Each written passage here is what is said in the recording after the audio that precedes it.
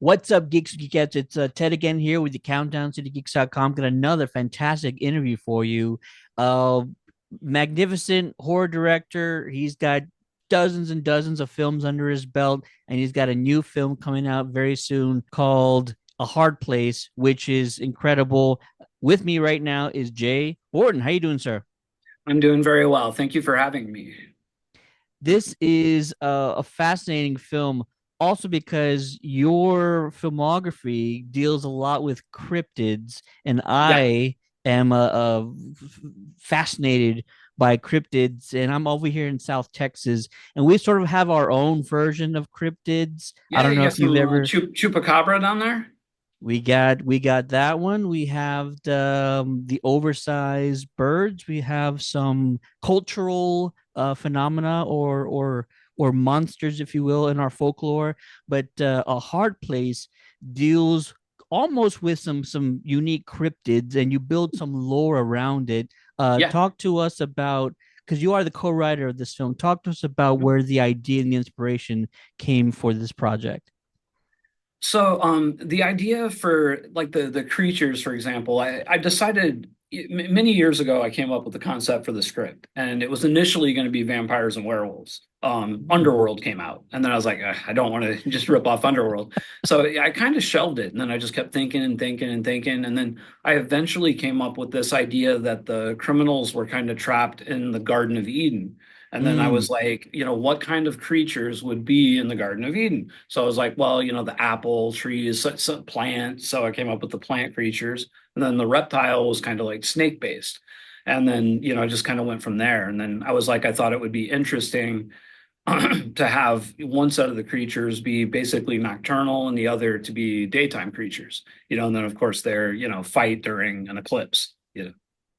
yeah, it's fascinating. I actually love the design of what we're gonna call the Guardians. Yeah. And I won't go into details about the plot and the twists and all that stuff, but I do love how unique the Guardians look. You kind of don't see a lot of those elements in sort of creature features where there's a lot of earthy Yeah. components to them. So that's fantastic. Is that all from Robert Bravo, or did you guys collaborate and Yeah. kind of So build yeah, that we together? did. Yeah, we did collaborate on it. Like from the get, I wanted them to be like almost camouflaged against the surroundings. Mm. And we knew we were going to be shooting in the winter, kind of, and it's bleak there, so we wanted those like earth tones and like darks and nothing that really popped so they could kind of blend in. One of the tricks in shooting a horror movie that takes place mostly in the daytime is like it's hard to hide the creatures, Yeah. so that added an element that made them a little bit easier to help create suspense with. And I just like the design, like I hadn't really seen too many, like tree like monsters in horror, so I was like, No. I think that would be cool. Yeah, no, it's fascinating. I was like, wow, actually, I really dig it because you're right. You don't see that often, and it's hard to stay, fresh. It's hard Yeah. to come up with fresh ideas in horror. I mean, it's almost all been done. So, Yes. yeah, it's fantastic. You mentioned you were filming outside, and it looked like there was a lot of snow on the ground. Talk to us Yeah. about the challenges of where you were shooting and what obstacles did you and production face? Yeah, this was probably the hardest physical shoot that I've ever done. We shot in February in Ohio. And it was, Wow. yeah. It was just like with timing and the location is just on low budget movies, you have to roll with the punches.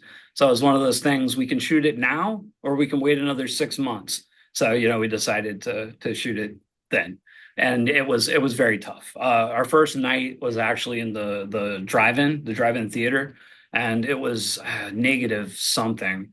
And there's a gag where Robert Bravo plays the guy that's getting shot, Oh, and we had another shot in there where he actually saw him and a squib going off. So we had this, it was like almost a 2 minute take. The squib goes off, and that blood is not supposed to freeze. It's made out of like Caro and something else. It's not. He said no, it won't freeze. It won't freeze. So, but the take lasts about 2 minutes, and then we call cut, and we go over to clean it off him, and it had frozen to his skin. wow. Like I thought we were gonna have to get him to the hospital, but we defrosted him. He was okay, but it was Like, oh man, it was tough. Our follow focuses kept freezing up. Like, the automatic ones, they couldn't get it to focus.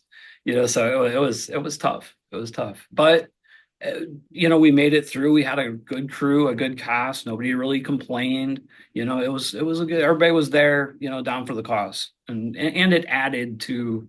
I mean, to be able to see people's breath without trying to do it CG, stuff like that. Like that's just production value you can't get on a small movie without, going through a little bit of pain.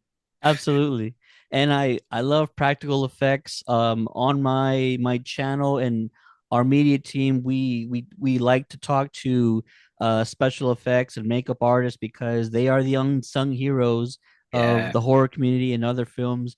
But you and Robert go way back. So tell me, how much work did you put on Robert? Because not only did you have all the creatures, you had dozens of deaths. So Yeah. Robert must have been working overtime on this one. Oh, he was. I mean, the thing about Robert Bravo, he will literally, to a fault, he will kill himself for a movie. Like he will work himself into the ground. Like you have to make him take breaks. You have to make him sit down. You have to make him go to bed. Sometimes it's like being a parent. Like Rob, you got to go to bed, Robert. You got to stop working on that. But I mean, yeah, I'm joking. But yeah, I mean, he had so much. We had six plant suits, six people in plant suits that of Mm. course we just kept using in different spots and slicing them together in post. And then we had, I think, five to seven of the reptiles.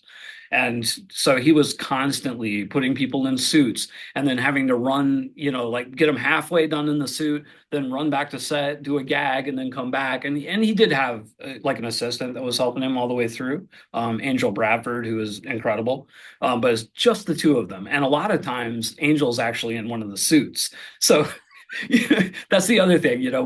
We ran out of people to put in the suits because it was cold and a lot of people didn't show. Oh Luckily, we man. were shooting on this farmhouse, and the neighbor has a 14-year-old daughter, and her and her friends are the little dance troupe over there. They kept coming over to watch, and then somebody was like, "Hey, do you guys want to put on these suits?" And so they did. We paid them a couple of bucks, and we have this little dance team running around playing the plant creatures. There's Oh my actually some gosh. BTS somewhere of them doing a dance to a song as the trees. It's really funny. Yeah, That needs to be put on the physical copy when this yeah, goes out. Speaking of yeah, which, yeah. this movie is going to be out on video on demand on May 27th. Folks can find it on Apple TV and Prime Video. I'm not going to let you go without talking about some members of your iconic cast, including Felissa Rose, who I feel like stole the show in this one. She Yeah. is just on point. She knows what she's doing. She's just commanding on screen. Talk to us about just how much of a veteran she is and just how incredible she was in this project. I mean, she is just awesome, man. When Felissa comes onto a movie, she raises the energy. She's so like she radiates kindness and joy, and she's so prepared, so professional. She knows all of her lines, and she gives 100%. And I was really happy to give her a role that was a little different for her. It was like a little against type, and like not to pat myself on the back, but I feel like it's one of her better performances, Yeah. especially in the last 3-4 years. Yeah, no, I agree. Like I mentioned, she's so commanding.